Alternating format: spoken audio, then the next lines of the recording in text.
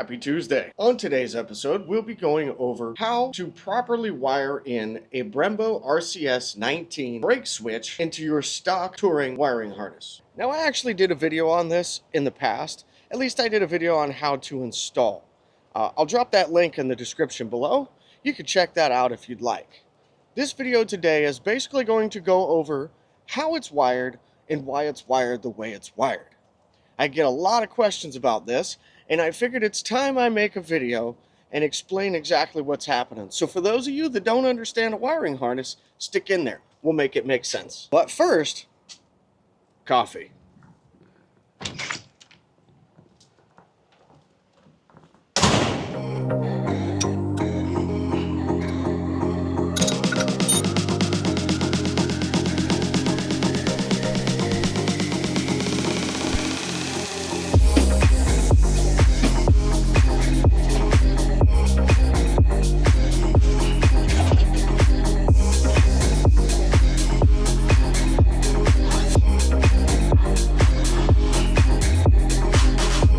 Now that we've gotten the shop open, we're ready to do some work. I'm gonna break down how this is wired. This switch, if you notice, is wired. Now, here's a couple things I want to talk about ahead of time. This is what's known as an electronic switch.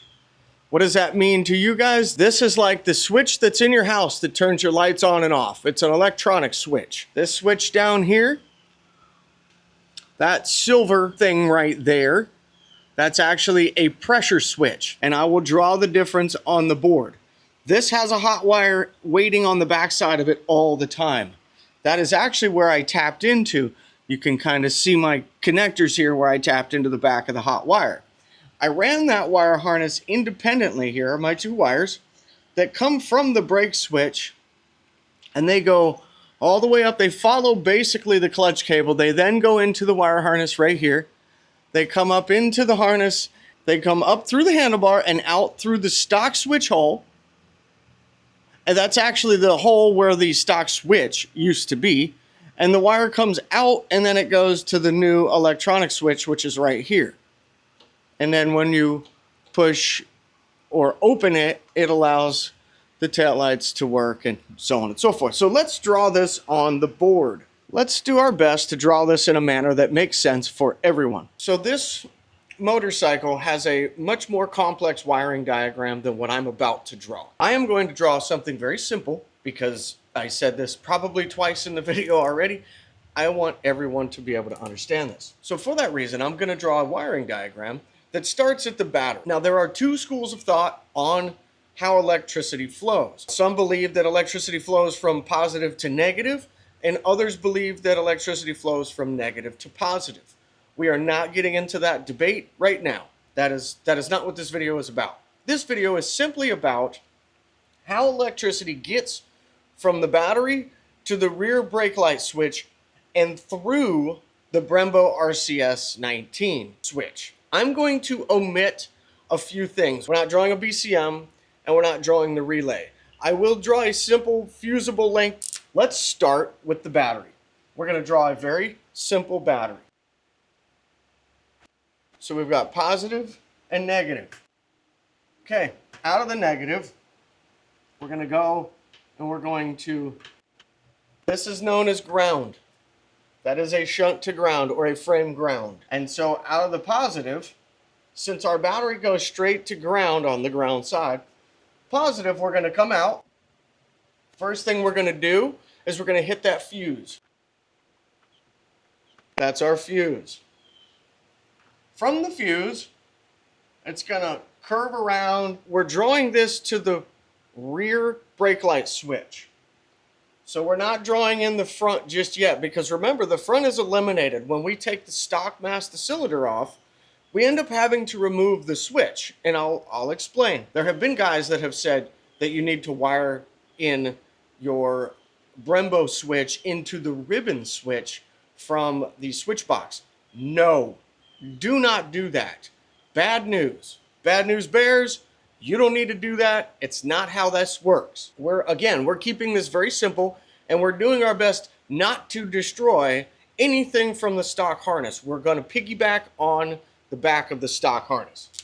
So this is going to the rear brake switch. We're just prefacing. So we go from the fuse, we go down, and we're going to hit our rear switch. Now this is a pressure switch.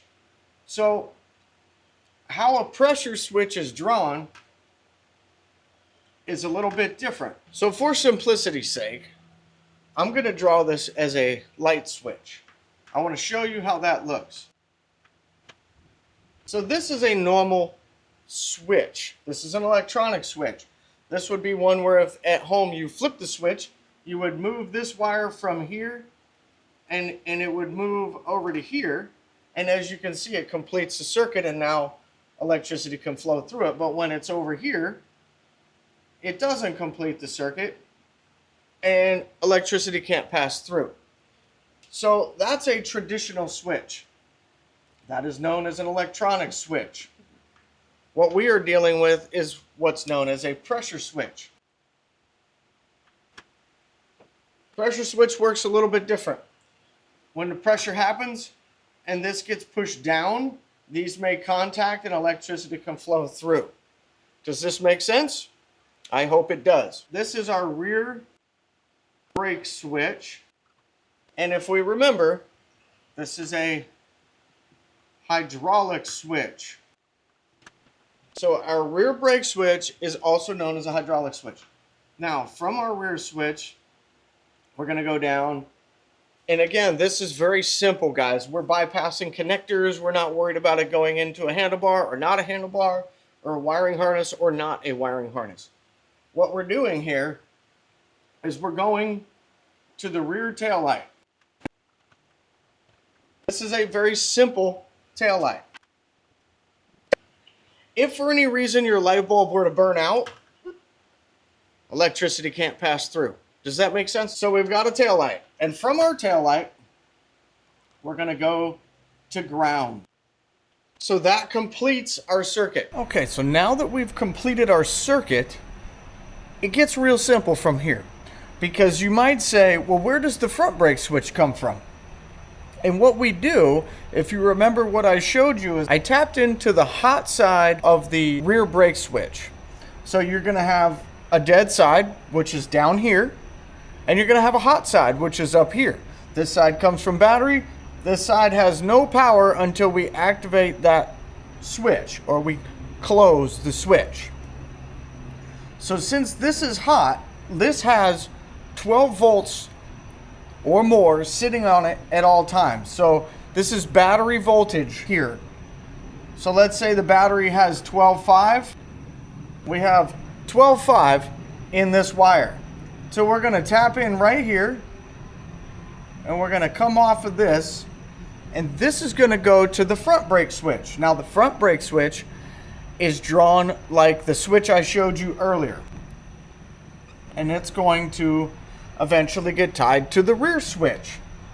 So this we can call front brake switch. Now when you activate the front switch and you close this circuit, look what happens. Electricity goes from here and it goes around through the switch. Now let's close this switch. So if we close the switch, look what happens. Electricity goes all the way through and it illuminates the tail light. And that is how it's done. So rather than cutting into your ribbon wire or trying to wire in some weird silliness, don't bother. If you tap into that hot wire on the back side of the switch, which I'll show you on the motorcycle, you're just going to go around to the front switch, or I won't say around, I'm making this very simple on here. But you're going to go from that rear switch, as I showed you with the wires, and we're going to go up through the handlebar and up where we need to go to that front switch. And once we've done that, Bob's your uncle. I hope this makes sense to see it on paper, to see it drawn on a board. And once you see it on the motorcycle and you see how it works, I hope your light bulb comes on as well. Now, let me show you what that means. I'm gonna grab a test light here, and we're gonna talk about this for just a moment. I went ahead and closed the garage door in hopes that you guys will be able to see this on the wall. Can you see the wall illuminate? Can you see the red spot on the wall? So that's me pushing the hand switch.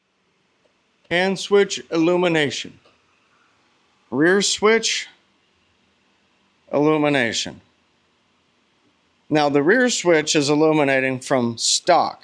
This was a stock configuration right here. Like I showed you on the board, I tapped in on the back side. These are the wires I tapped in right here.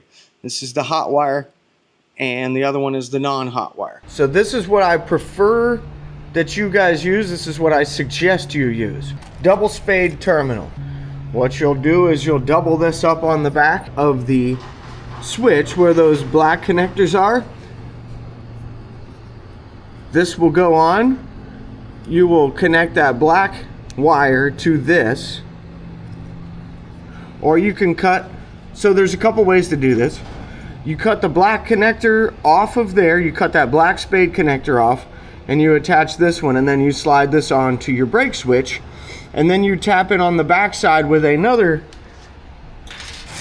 spade terminal like this style, and this slides onto the back side of this. Okay, so if you take the spade terminal and you take your second, this is a female and this is a male. If you take the female, it slides onto the male, much like that. This slides onto the brake switch itself, and then you've got a wire that you've attached here and here. Now if this happens to be hot, both of these are now hot. I hope that makes sense. This is what I suggest you do if you want to tap into these. I have used Scotch lock connectors. I know 100%. Y'all can leave the hatred in the comments for me, that's fine. But I have used Scotch locks. There was a reason.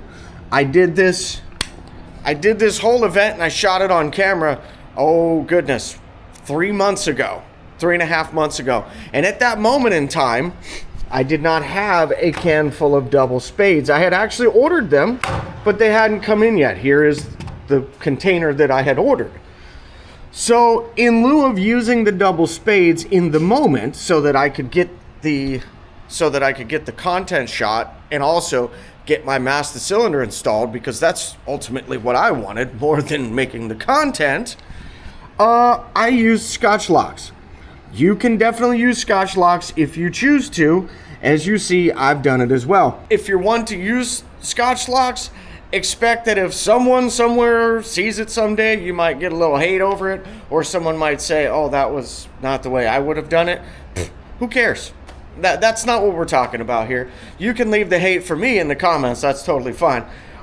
All I'm saying to you guys is this is what I recommend, is a double spade. I have used the Scotch lock, so don't be afraid to use a Scotch lock if that's what you happen to have in your garage at home, or if it's all you can access in a short amount of time. So with that being said, let's keep moving on. Can you guys see this light is illuminated? And you can even see the voltage. It says it's 8.4, which is a little low, it feels, but that's okay. So this is the hot side of the brake switch. And then this side, there are two sides of this brake switch. This side is dead. No matter how much I stab it, we got nothing. Because the power is on this side, waiting for you to press the switch so that it can carry through to the other side. And so as I showed you on the board, when you do it this way, you're able to tap the power you need for this switch. I wanted you guys to see what it is I did and how I did it. I soldered into the wiring that came from the switch that comes with the Brembo. I soldered it in right here. All right, guys, I really hope you learned something from today's video. I want you all to feel empowered, and I want you all to have an understanding of what it is that goes on these motorcycles and how we create our own harness. That's very much what we did. We just created a secondary brake harness from the main switch up to the handlebar switch. Wasn't hard, wasn't difficult, and now it works great. So for those of you that are inquiring about getting a Brembo RCS19 master cylinder for your touring motorcycle or your softail, so this exact same process can be done on all the softail models as well, guys. You can go to your rear switch, on the back side of the switch, find your hot wire, and run that up to your handbrake switch. Tap in just as I showed you. Bob's your uncle. I hope that this video was short and concise and to the point. That is what I'm striving to do. I also want to thank you for taking out the time to watch this video. All right, so now that I'm done explaining this to you guys, Melissa and I are going to hit the road.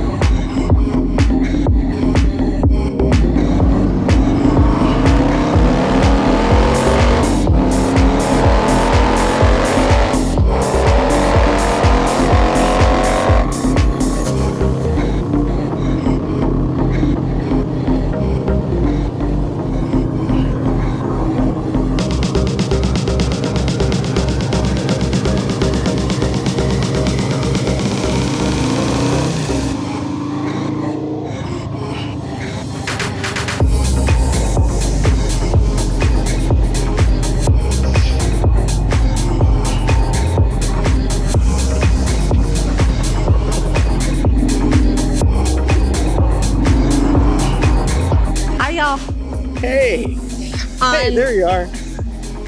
On today's adventure portion of our video, we are going to take you to a local place that I really like. So on a fairly regular basis, I get a hankering for a good burger. So today we're going to take you to the Whiskey.